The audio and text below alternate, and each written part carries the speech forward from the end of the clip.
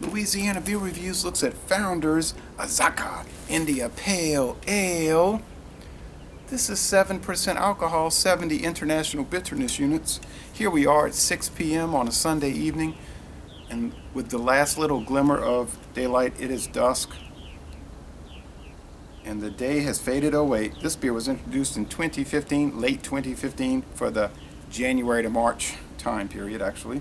Gets a very good score on Beer Advocate. The bros haven't looked at it, so a B plus there. On Rate Beer, however, 96 out of 100 and 95 out of 100 for the style. I was trying to find some information on the ingredients, but I did not. It just said this Azacca hops, and some caramel malt, but there are other malts. It was bottled on January 7th, 2016, so it's over a month old because we're on February 28th.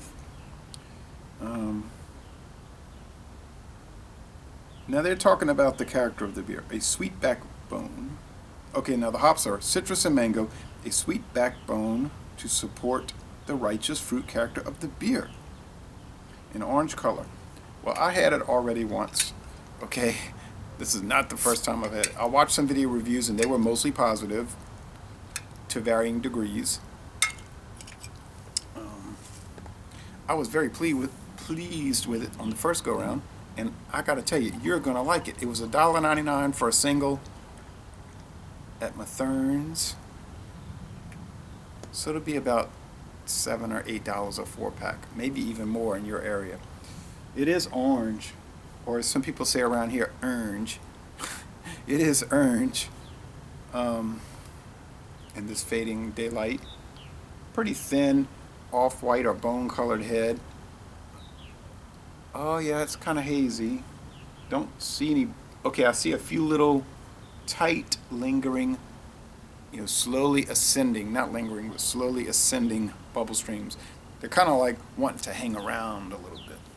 So maybe they are lingering. In other words, they're not fierce. Somebody said the other day, the problem with your reviews is you use terrible descriptors. I said, I would not necessarily argue with that contention. I just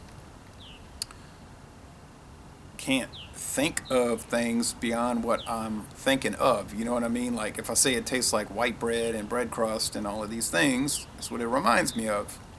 And I don't necessarily want to try to be proper hops and talk about, I don't mind talking about the gentle warmth of 7% alcohol, but I'm not going to name 53 different descriptors. I never could get that. I used to watch those videos though. Oh, it's fruity like mango. Let me tell you, it almost makes you think they added fruit juice to this item. I was thinking that the first go around. So fruity mango. If you're looking for the piney hop resin or the stark hop resin, you're not going to get it. You're going to get the fruitiness.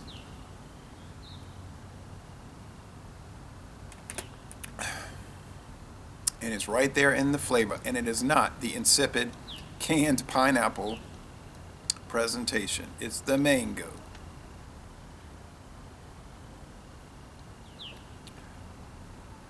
It's the red grapefruit. It's the hop oil. It's the white bread. It's the white bread crust. It's the thing you've always known when you had the thing. The mouthfeel is medium. High medium, frankly.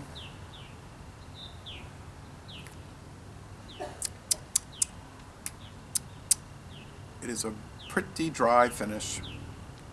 I'm not going to say it's Bud Light dry or Keystone Light dry, but it's in the dry.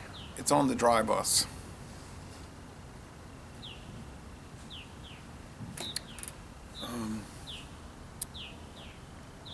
This is just like all these other strong IPAs. The bitterness initially is just not there, but as you sip on it, it begins to build. So the bitterness is building. But when I had the other previous I don't need to say those two words. When I had the previous tasting of this, the bitterness did build and it was substantial, but it was not harsh in any way. So if you want a hefty bitter, but yet not harsh IPA with a fruity but not overly fruity, not, like I said, insipidly fruity, with a nice sweetness, and certainly in no way overly sweet, India Pale Ale from Michigan for $1.99, this would be one to grab for, okay? Excuse me. Excuse me, you. It's closing out the evening very well. I'm very pleased with it. I feel compelled to give it a solid A. It's a most excellent beer. It's a little different, little. Let's focus on the word little. It's a little different than previous IPAs, but frankly, it's not appreciably different. A lot of people get wound up over something, and it's like, okay, but really it's just another episode of Happy Days, but it's still Happy Days. It's not, a different show. And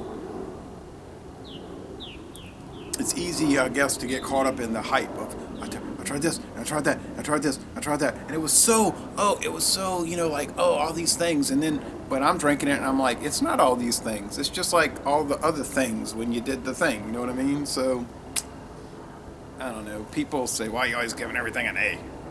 Because there's like thousands and thousands of most excellent beers on the market right now. This is the age in which we live, and frankly, that's a good age, so if most everything you drink is really delicious, that's not much of a problem. So it might hurt reviews, because it's like, why would I want to watch your reviews when I could just go drink the stuff? Good point. But if you watch carefully, it's more like a discussion thing, right? A forum for talking about beers, not so much reviewing the beers. That controversy really only kicks in when you're talking about things like natural ice, which is like a flashpoint beer, right? Because you got the majority of the world saying, well, it tastes okay. And you got the devotees that will say it's the greatest thing in the world, which obviously isn't. That probably makes up 1% of the beer market. And then you've got the snobs who say it's the worst thing in the world. It's atrocious and it's undrinkable, which is, of course, ridiculous. So, but anyway, we don't want to turn the Shady Shadows says, it's turning into a rant discussion. It could, frankly. Or potentially. But it won't. So, Les Bon Temps Roulé, a really enjoyable, really great, really beer. And I'm going to really end this review by saying, y'all come on down to New Orleans, really. Frankly.